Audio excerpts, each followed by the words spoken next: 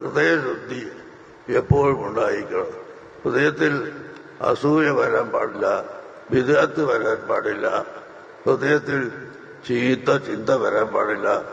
എല്ലാ ബൽ റാന അല ഖുലൂബിഹിം എന്ന് മുനാഫിക്കുകളെ സംബന്ധിച്ചും കുഫാറിനെ സംബന്ധിച്ചുമൊക്കെ അല്ലാഹു തആല പഠിപ്പിച്ചതുപോലെ ഹൃദയത്തിൽ ചളി പുരണ്ട് വിദ്വേഷവും വർഗീയതയും വിരോധവും കൽബിൽ കെട്ടിക്കിടക്കുന്ന ആ വിഭാഗത്തിൽ നമ്മൾ ഒരിക്കലും അല്ല, അങ്ങനെ ആവുകയും ഇല്ല. മറ്റ് നമ്മുടെ ഹൃദയം എപ്പോഴും വെളിച്ചമുള്ള ഹൃദയമാവണം, ശുദ്ധിയുള്ള ഹൃദയമാവണം, സാഫിയായ കൽബാവണം.